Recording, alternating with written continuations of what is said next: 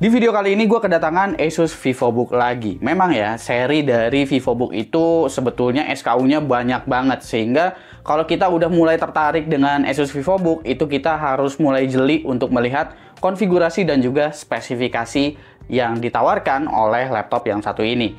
Kali ini Asus VivoBook yang kedatangan di studio gua ialah Asus VivoBook 14 dengan kode seri M1407KA. Yang mana laptop ini ditenagai oleh CPU dari AMD Ryzen, yaitu adalah AMD Ryzen AI 5 III 40. Seperti apa laptop yang satu ini? Langsung aja kita bahas mulai dari desainnya dulu seperti apa. Nah, kalau kita lihat desainnya, memang ya ini adalah bentuk dari sebuah VivoBook. Nggak ada yang berbeda gimana-gimana dengan versi VivoBook yang lainnya, khususnya untuk seri VivoBook 14. Jadi memang nggak ada perubahan secara desain yang gimana-gimana, karena ini juga bukan line up yang begitu baru. Tapi info aja bahwa laptop yang satu ini, meskipun dia bukan jajaran yang atas banget dari si VivoBook, dia tetap punya standar militer untuk build quality-nya. Jadi bisa dibilang build quality-nya udah cukup durable lah. Laptop ini juga cukup compact dan juga ringan ya, karena dia punya dimensi di angka 31,52 kali 22,34 kali 1,79 cm dan beratnya hanya 1,46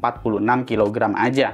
Yang menarik, dengan bobot 1,46 kg ini, kita masih tetap diberikan opsi upgrade berupa satu slot SODIMM, yang mana itu jarang sekali ditemuin, apalagi untuk laptop berukuran 14 inch. Di bagian keyboard dan juga touchpad-nya, untuk bagian keyboard di sini dia punya keycaps yang cukup besar-besar, meskipun ini adalah laptop 14 inch, bahkan untuk F1 dan seterusnya itu juga nggak yang terlalu kecil gitu ukurannya. Cuma di bagian ROKI-nya aja memang yang kelihatannya itu kecil.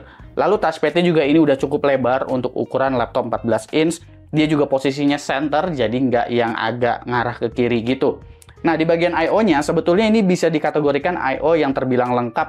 Tapi kalau kita ngelihatnya dari jumlah USB, karena kita udah disediain 2 USB Type-C dan juga 2 USB Type-A plus juga HDMI disediain di sini. Tapi memang card reader itu belum disediain, dan untuk USB Type-C-nya itu belum USB 4 ya, meskipun ini menggunakan Ryzen AI 300 series.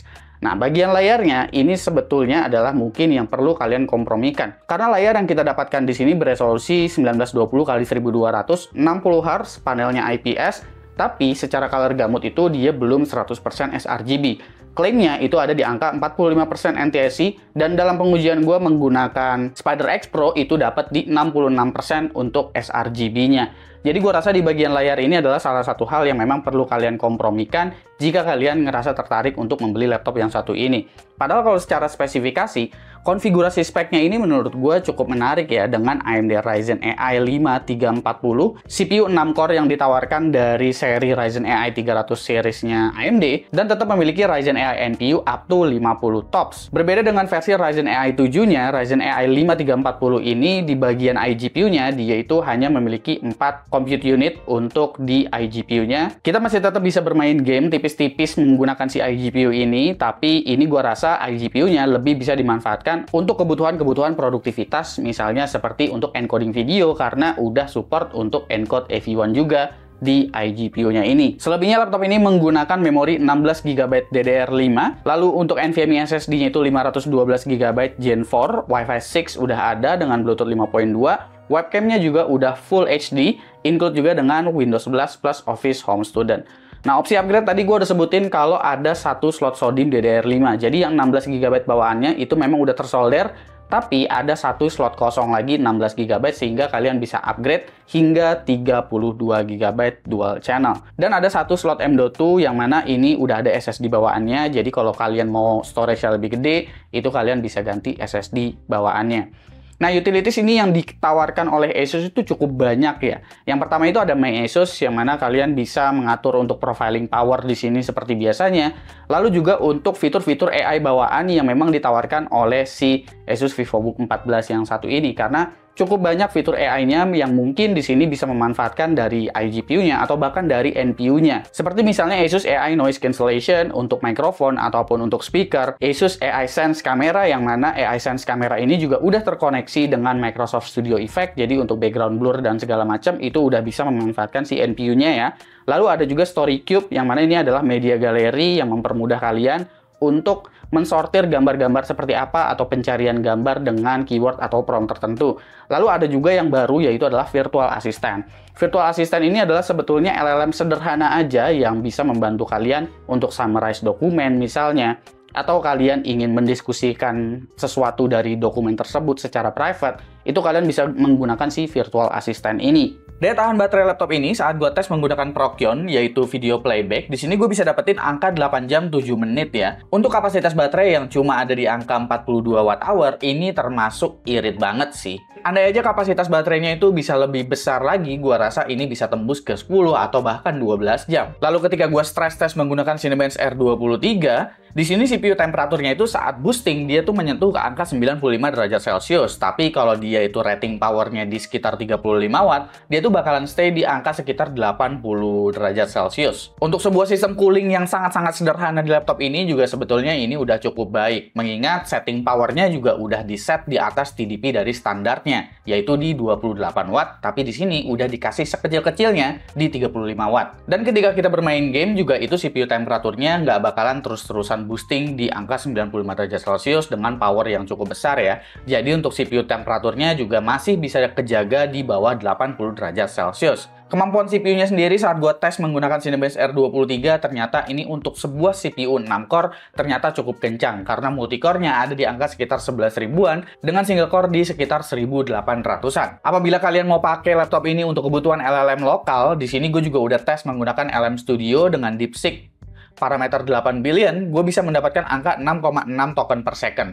Ini angka yang nggak terlalu besar, tapi ingat, ini adalah sebuah iGPU yang mana iGPU-nya pun isinya cuma 4 compute unit. Jadi sebetulnya udah bagus banget datanya. Encoder AV1 bisa dimanfaatkan jika kita menggunakan DaVinci Resolve ya. Jadi kita bisa manfaatin AV1 dari iGPU-nya ini, semisal kita menggunakan si DaVinci Resolve. Kemampuannya cukup oke, karena untuk video yang berdurasi 13 menit ini bisa diselesaikan dalam waktu 9 menit untuk resolusi 1080p. Dan kemampuan iGPU-nya saat gua tes menggunakan 3D Mark V Strike, graphics score-nya itu ada di 3800-an. Bukan sebuah angka yang fantastis, karena memang sebetulnya laptop ini juga fokusnya memang bukan untuk bermain game. Tapi sebetulnya kita masih bisa kok main game tipis-tipis dengan beberapa title game AAA. Misalnya seperti di Shadow of the Tomb Raider yang kita masih bisa lah tipis-tipis untuk mendapatkan angka 30 FPS dengan preset rata kiri. Dan ini gue pakainya itu resolusi 1200p ya, bukan resolusi 720p. Kalau 720p sebetulnya masih bisa. Atau mungkin kalian bisa manfaatin menggunakan FSR. Seperti The Last of Us Part 1, ini gue bisa dapetin rata-rata di 40-an FPS dengan FSR Ultra Performance. Atau misalnya Cyberpunk 2077 yang mana gue bisa mendapatkan rata-rata 45 FPS, tapi gue di sini udah menggunakan frame generation, yang berarti sebetulnya rata-rata FPS itu nggak mencapai angka 30. Kalian bisa turunin resolusinya aja, semisal kalian pingin ngerasa bermain game di laptop ini tuh jadi lebih nyaman, tapi sekali lagi, laptop ini tuh bukan untuk fokusnya bermain game ya. Kalau kalian mau kompetitif tipis-tipis sih ya kalian masih bisa lah. Kalau kalian berencana untuk main Valorant gitu misalnya, rata-rata FPS di sini udah bisa dapat di atas 170 fps. Meskipun ya memang 1% low frame rate-nya itu masih bisa dibilang nggak terlalu tinggi. Yang menarik adalah dari laptop ini, awalnya gue sangka dia bakalan dikasih SSD yang biasa-biasa aja. Tapi ternyata SSD yang dikasih itu cukup bagus karena kecepatan bacanya itu udah tembus di atas 6 GB per second dan random 4K-nya itu udah tembus di atas 100 MB per second. Bahkan di sini tembus di angka 300 dan juga 400 MB per second. Oke, kita masuk di bagian harga dan juga kesimpulan untuk Asus VivoBook 14 M1407KA. Untuk harga resminya sendiri, kalau gue cek di marketplace, itu ada di angka sekitar 10 jutaan ya. Itu yang bergaransi resmi dari Asus Indonesia selama 2 tahun. Pastiin aja kalau kalian nyari, itu yang bergaransi resmi dari Asus Indonesia. Dan kalau menurut gue sendiri, laptop yang satu ini tuh dikemas dengan spesifikasi yang cukup baik sebetulnya ya. Bahkan, Asus menawarkan di sini utilities yang gue rasa bisa bermanfaat buat kita. Contohnya seperti beberapa fitur AI bawaan yang memang ditawarkan tadi, seperti Virtual Assistant misalnya, atau Story Cube. Jadi secara utilities, fungsi, dan juga spesifikasi yang ditawarkan, ini bisa ditunjang dengan sangat baik oleh si Asus ya. Terlebih lagi laptop ini juga memiliki opsi upgrade yang menurut gua cukup menarik untuk sebuah laptop yang ukurannya tipis dan juga ringan seperti ini, sehingga kita masih tetap diberikan opsi upgrade memori, terutama ya untuk laptop yang satu ini. Tapi ada hal yang memang harus dikompromikan juga, yaitu di bagian layarnya yang memang memiliki color gamut yang nggak segitu tingginya. Sehingga kalau misalkan kalian itu seorang desainer, ataupun kalian seorang video editor yang perlu memainkan warna, gua rasa kalian memerlukan monitor tambahan lagi agar kemampuan laptop ini juga bisa jadi jauh lebih maksimal untuk produktivitasnya. Kira-kira menurut kalian gimana laptop yang satu ini? Silahkan komen di bawah dan kasih pendapat kalian masing-masing. Jangan lupa subscribe, gue Supki, dan seperti biasa sampai jumpa di lain kesempatan.